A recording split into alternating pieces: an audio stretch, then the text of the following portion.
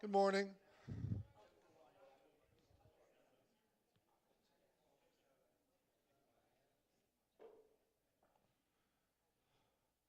So this morning we'll be continuing our study of the Gospel of John with chapter 5.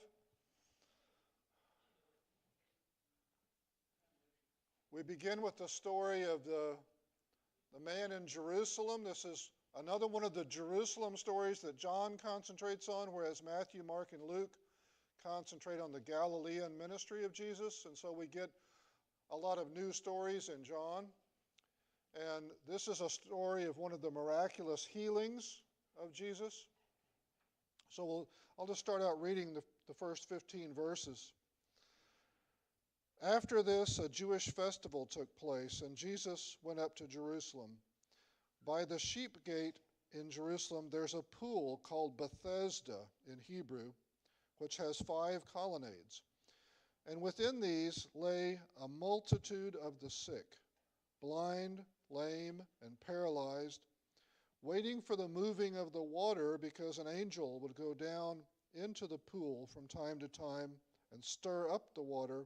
And then the first one who got in after the water was stirred up recovered from whatever ailment he had. One man was there who had been sick for 38 years. When Jesus saw him lying there and knew he had already been there a long time, he said to him, "Do you want to get well?" "Sir," the sick man answered, "I don't have a man to put me into the pool when the water is stirred up. But while I'm coming, someone goes down ahead of me." "Get up," Jesus told him. "Pick up your bedroll and walk." Instantly the man got well, picked up his bedroll, and started to walk. Now that day was the Sabbath. So the Jews said to the man who had been healed, "This is the Sabbath. It's illegal for you to pick up your bedroll." He replied, "The man who made me well told me, 'Pick up your bedroll and walk.'"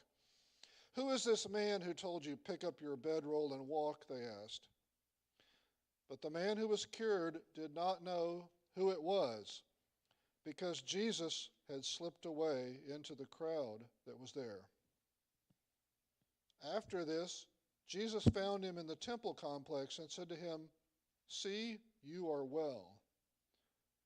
Do not sin anymore, so that something worse doesn't happen to you."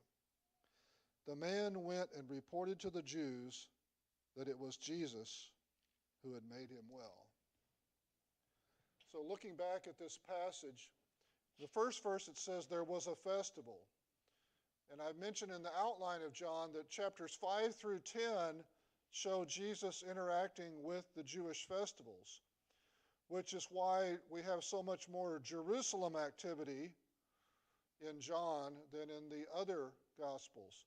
The purpose, the theological purpose of chapters 5 through 10 seems to be to show that Jesus observed the Jewish festivals, but that he was bringing us something better, that he transcended these Jewish festivals, that he was the better coming of these festivals. And interestingly, it doesn't say which particular festival in this case. It just says it was a festival because the point is the healing and the interaction of Jesus with the Jewish leaders. And I believe when it says in this passage, the Jews said this and the Jews said that, it's not everybody, it's the Jewish leaders who are objecting in this case. Now in verse 4, if you were reading along, some of your translations might have had this verse off in the margin, because some of the oldest manuscripts differ from each other as to whether this statement is in there. And it seems like an early Jewish scribe recognized that pretty soon nobody would remember why this was going on. Why are people gathered around this pool? And what does the man mean when he says, "When the water's stirred up, I've got nobody to take me there"? And so he explains this Jewish folk custom that when the water starts to stir up, that must be an angel doing it. And if you're the first one to get into the pool, then you'll be healed. There's no indication from the text that this is really true, only that's what they believed. I don't know. There must have been some healings to keep the folk belief going. But the man is so sick that he can't ever get there. And so the story would be very hard to understand if someone hadn't added an explanatory sentence here. And so if you ever try reading it without the sentence, it's hard to unknow what you already know. But it's a very hard to understand story without the explanation of what's going on at this pool. In verse 5, John notes the man had been sick for 38 years. And there are a lot of details like this in the Gospel of John that indicate that this gospel has the characteristics that you would expect from eyewitness testimony, because eyewitnesses remember little details that really aren't essential necessarily. You could just say he'd been sick for many years, or he'd been sick for a long time, and the point would come across.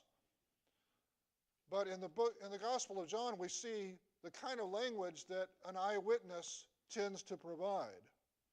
If you've ever listened to someone tell a story of what happened to them yesterday or whatever, and they throw in certain details, and you're listening and you're thinking, well, that detail's probably going to be really important, but then they get to the end of the story and it's not always come back to it. It's not always that important, but that's the way eyewitnesses tell stories. They tell it as they remember it. They remember details. And so it's kind of encouraging to our faith as we read the Gospel of John to see that he throws in particular places and particular numbers of things and so on that don't have any symbolic value. With the Jews, certain numbers had certain meanings.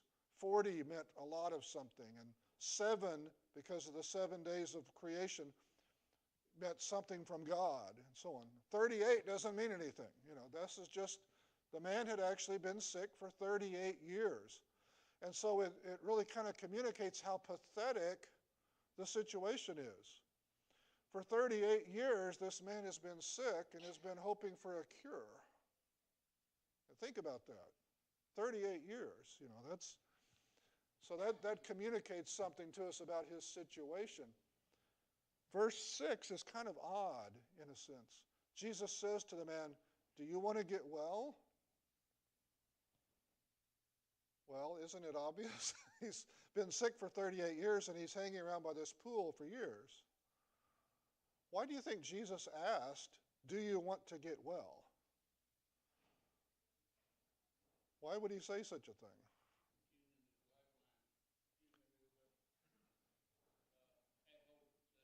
Give him a chance to confess his faith, basically, to speak up. Because this man has faith in God, but we'll get to an interesting thing about that in just a moment. Jesus tests his faith. This is kind of like saying, do you believe that God can heal you? Do you want to get well? Now, we get something really important starting in verse 10. What's the initial reaction of these Jewish leaders? It's what we would call legalism.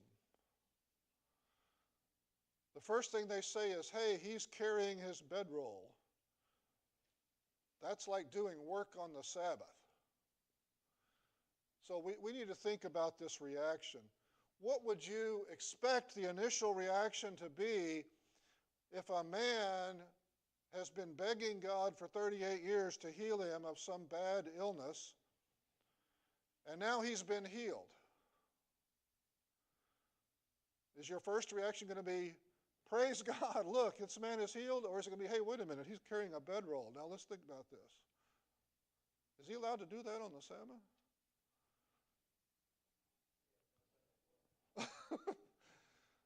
This is what legalism is. It's when the rules are more important than the people or God. The rules become an end in themselves. They're not any longer a means to the end of obeying God and pleasing God.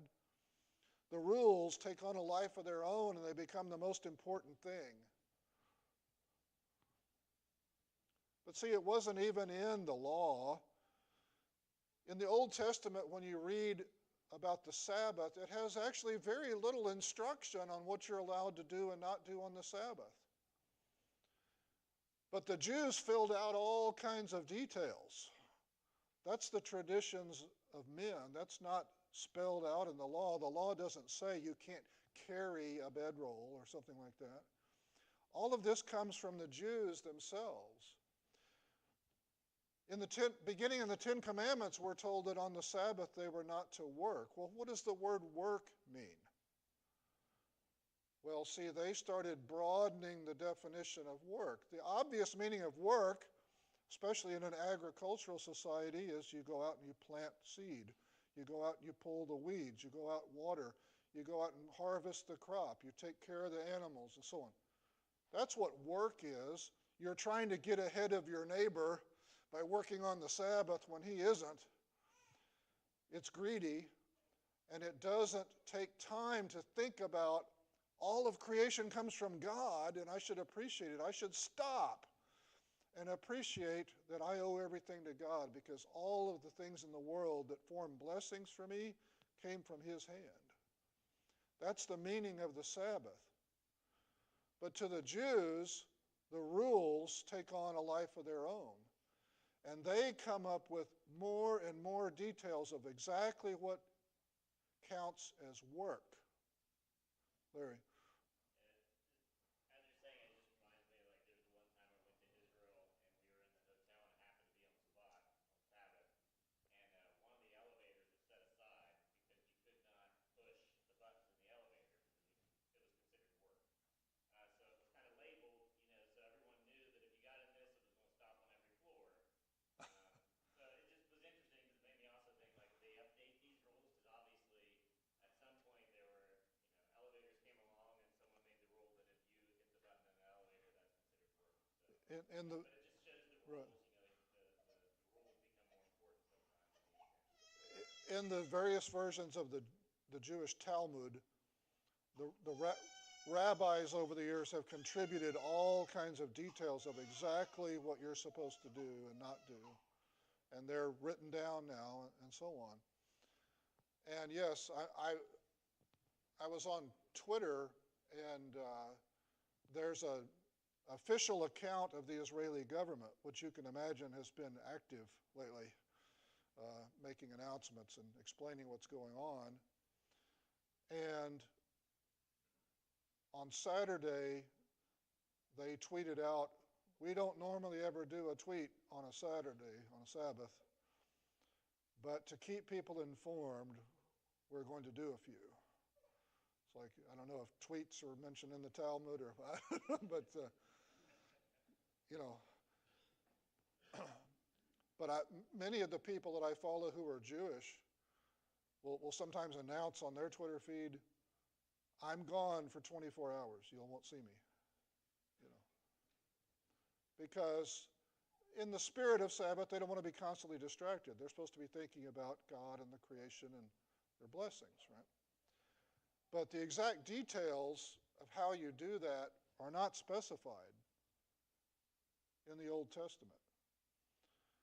And in fact, I've mentioned before in teaching that when Jesus heals on the Sabbath, he has controversies, right, where the Jewish leaders will say the healing itself is work.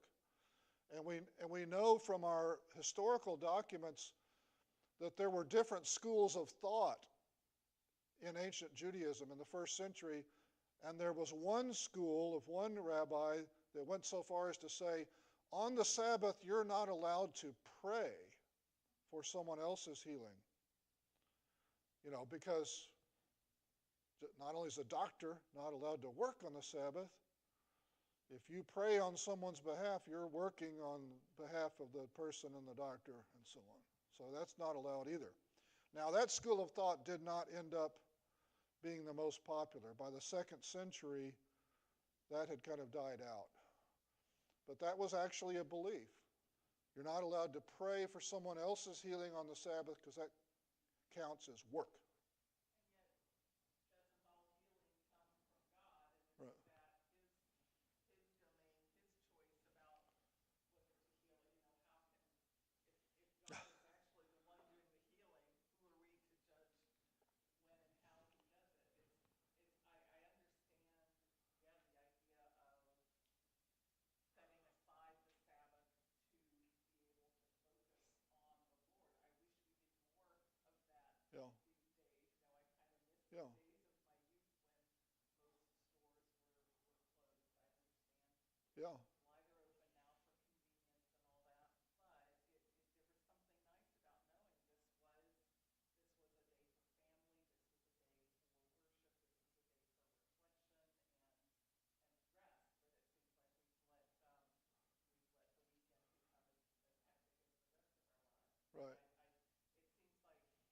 every day is a day for getting ahead. understand the idea of, I think everybody should take more than one day off from social media. Yeah, That would be great. But at some level, that can be a reasonable thing.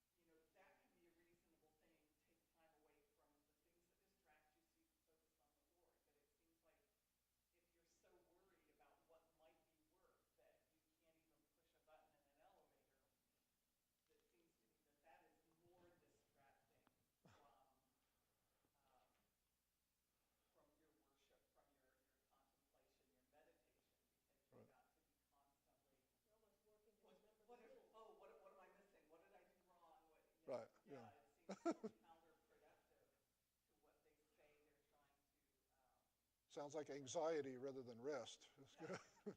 I agree. And this is an insight into the mind of the legalist. Why did the Jews keep expanding the definition of work to include more and more and more and more? Because the way the legalist thinks is, I'd better err on the side of being more strict, just to be safe. To make sure I'm not doing something prohibited, let's be stricter and stricter and stricter, And whenever someone says, let's err on the side of such and such, what they're saying is that for some reason erring in the other direction doesn't count much, that there's not really much problem with erring in the other direction. So that not strict enough is a problem, because if you're not strict enough, then you're doing things that might be displeasing to God, right? Is there any such thing as too strict? Well, some level that becomes a little bit, it becomes about control, and kind of reminds me a little bit of Yeah. trying to earn our salvation. It's like if I can just do all these things perfectly, then God will have to save me, and it's not leaving any room for grace, He'll, because it's that mentality of he'll be it's all obligated. up to me now. It's Yeah. all on me, just how strictly I'm able to adhere to this, and you're kind of missing the part that God plays. It's also a different kind of control, not just your own control. Part of the problem is that if I keep coming up with stricter and stricter laws that aren't actually in the Bible, if you follow them, you're obeying me. You're not obeying God. If God had wanted to say you're not allowed to pick up a bedroll and walk, he could have. So who are you obeying? When the legalist manages to impose on the community all of these things that aren't actually from God, under the guise of, well, they're interpretations of what's from God. When you obey, you're obeying someone else. You're not obeying God. And so this idea of let's err on the side of being stricter and stricter and stricter implies that erring in this other direction is a problem, but not this one direction, So that there's no problem with piling up more and more and more rules. The only problem is not having enough rules. The only problem is doing something that's prohibited. So let's prohibit more and more and more, because all the problem is in one direction, but actually the problem is in both directions. If I pile up more and more rules on you, then you're just obeying me.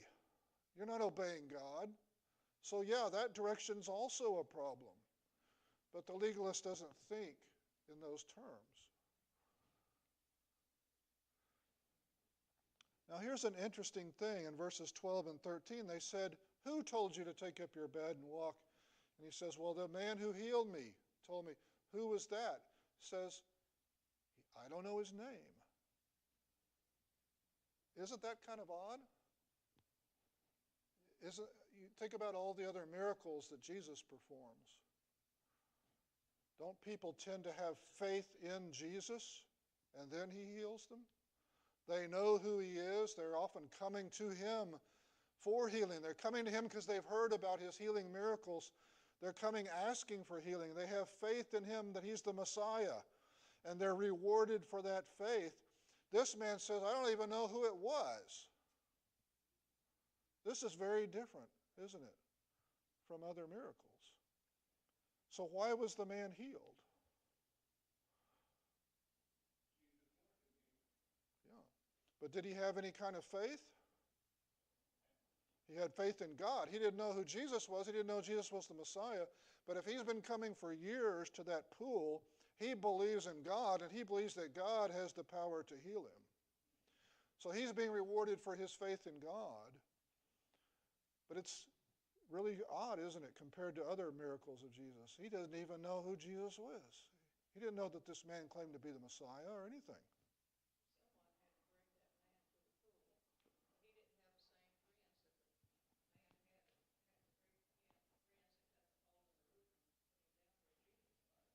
Right. He didn't have friends who would stay with him and wait and wait and wait all day. And maybe who knows how often the water stirred? Was it once a month, once a year? I don't know. You'd have to have some dedicated friends, and he didn't have it, didn't he?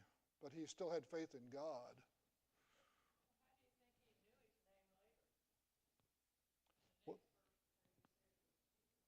Well, it says, after this, Jesus found him in the temple complex. So after he's telling the Jewish leaders, I don't know who it was, then he goes back to the courtyard of the temple, and Jesus has gone back there, and Jesus comes up to him and talks to him now. And then Jesus' name is revealed to him. So then it says,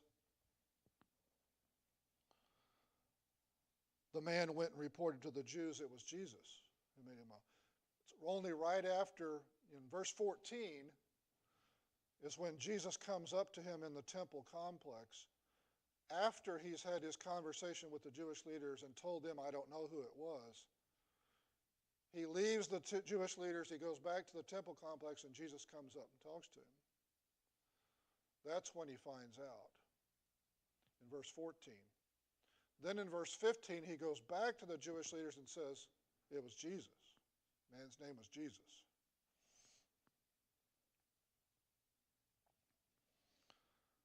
Now, let's continue looking at the response of Jesus to this controversy. Beginning in verse 16, therefore the Jews began persecuting Jesus because he was doing these things on the Sabbath. But Jesus responded to them, my Father is still working, and I am working also. This is why the Jews began trying all the more to kill him. Not only was he breaking the Sabbath, he was even calling God his own Father and making himself equal with God. Then Jesus replied, I assure you, the Son is not able to do anything on his own, but only what he sees the Father doing. For whatever the Father does, the Son also does these things in the same way. For the Father loves the Son and shows him everything he's doing, and he will show him greater works than these, so that you will be amazed. And just as the Father raises the dead and gives them life, so the Son also gives life to anyone he wants to. The Father, in fact, judges no one, but has given all judgment to the Son, so that all people will honor the Son just as they honor the Father. Anyone who does not honor the Son does not honor the Father who sent him. So this gets back to something that Janet was saying earlier about the Sabbath. Jesus responds, my Father is still working, and I am still working. So there's two things he's saying here. One is, the Sabbath, the commandments, were not a restriction on God. They weren't saying God's not allowed to heal on the Sabbath. The Sabbath was restrictions upon people so that people could focus on God and his creation. The Ten Commandments were not given as a limitation on God. The Sabbath commandment in particular was not a restriction on what day of the week God's allowed to do anything. Right? But also, not only can God heal whenever he wants, he's making a divinity claim. Here are all the human beings, the Sabbath restricts them.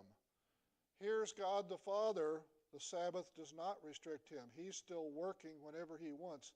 And I am still working. Which group did Jesus put himself with? Wasn't all the rest of us. It was with God. God is still working and I am still working. The Father, my Father, is still working and I am still working. The Jewish leaders understood that he was making a divinity claim. Just calling yourself the Son of God is used in the Old Testament sometimes just for followers of God. So just calling yourself the Son of God is not enough for the Jews to say blasphemy. He's making himself equal with the Father. But what he's saying here makes him equal with the Father.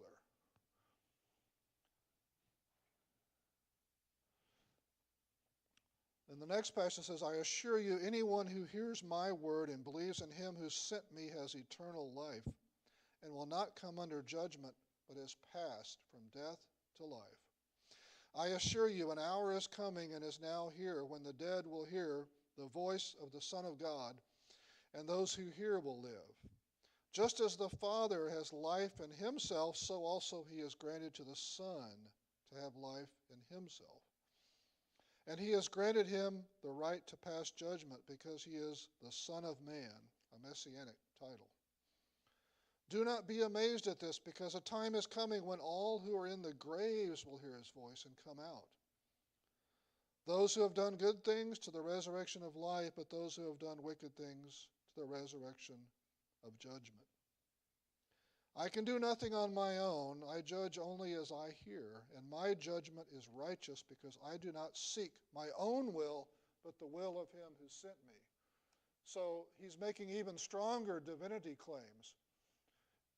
Eternal life comes to those who listen to him. And that's a very strong divinity claim right there. Whether you have eternal life depends on listening to Jesus. That's making him equal to the Father. And the Father has granted unto Jesus the power to pass judgment.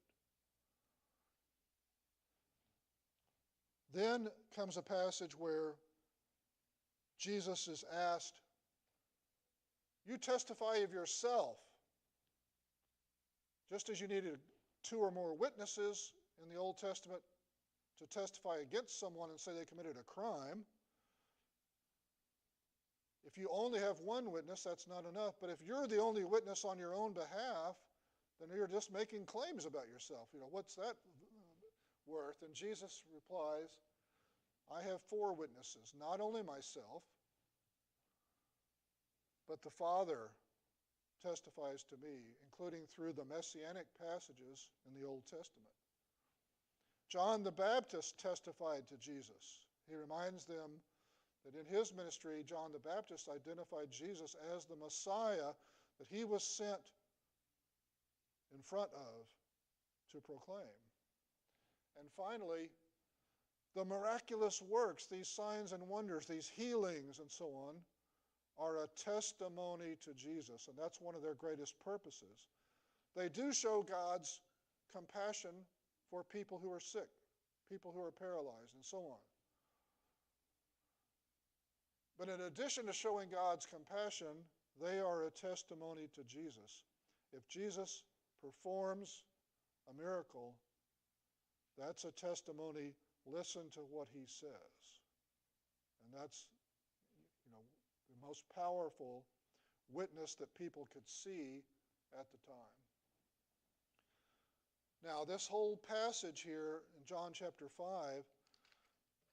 helps us to understand some things. I've said before about how when 2 different eyewitnesses tell 2 different versions of the same story, they give different details. And sometimes, and the police know this when they're interviewing people, sometimes you got to get the details from one person, the details from another person, and they kind of explain each other, even though you're careful to interview them separately and they're not trying to explain each other. In Matthew, Mark, and Luke, there's a pattern of focusing on the Galilean ministry of Jesus. And then only at the end does it talk about Jesus coming to Jerusalem, meeting all kinds of conflict and being crucified. John gives us all these other stories of Jesus coming to Jerusalem, like this one, and they help explain to us why is it in Matthew, Mark, and Luke, when Jesus shows up at the end of his life in Jerusalem, they're ready to kill him already. If you only had Matthew, Mark, and Luke, it would be hard to see where all that conflict comes, because the people from Jerusalem among the Jewish leaders didn't go up to Galilee all the time. That was rare. But these events, like in John chapter 5, are the kind of thing that have the Jerusalem leaders ready to kill Jesus later in his life. So John has done something very valuable by including Jerusalem stories that were not in Matthew, Mark, and Luke. It becomes obvious why throughout Jesus' life, Jerusalem was a dangerous place to go, and there were people waiting to kill him there. So, thank you for your time. We'll resume in chapter 6 next week.